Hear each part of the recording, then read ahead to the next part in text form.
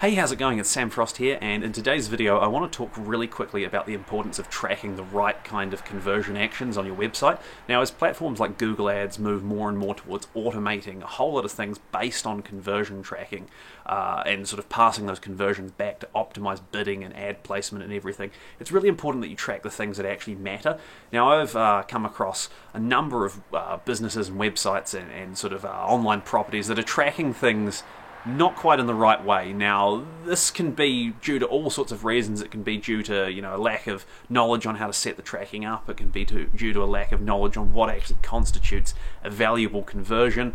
My view on that is that a conversion is really anything that generates an actual commercial outcome for the business. So a phone call, email inquiry, a pricing form completion, a add to cart and successful checkout. Those are all conversions. But someone watching a video for 30 seconds or spending more time than just a randomly decided time frame on your site, those aren't really conversions. They might be useful things to know about, because if you can demonstrate that every person who watches a video on your site for more than 30 seconds is 30% more likely to turn into a conversion, like an actual lead or a sale, than someone who doesn't watch any video, then you can use that to optimize your site. But someone watching that video doesn't necessarily mean they're an inquiry or a sale.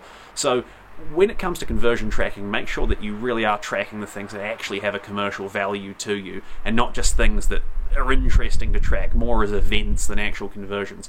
Because ultimately, if your conversion tracking isn't sound, and then you're passing that back to platforms like Google Ads or Facebook Ads that rely more and more heavily on accurate conversion tracking to be able to optimize how they deliver for you, then you're possibly leaving money on the table, and you're possibly not running your ads as efficiently as you could do.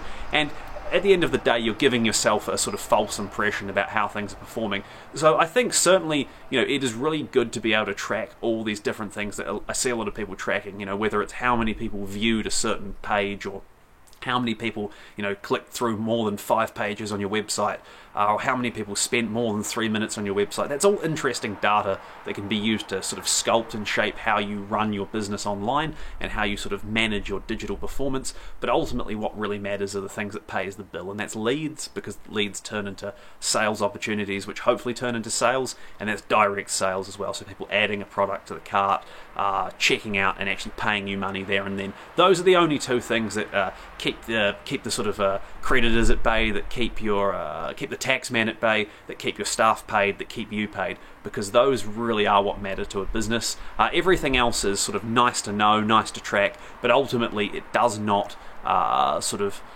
it doesn't determine success in the same way that genuine leads and sales do. So just when you're tracking conversions, keep that in mind. If you're not sure what you should be tracking, or if your tracking's accurate or not, feel free to drop me a message, email me on info@samfrost.co.nz. Be glad to take a look and give you some recommendations. And thank you so much for watching. If you're watching on YouTube, please like and subscribe. Otherwise, I'll see you next time. Thank you.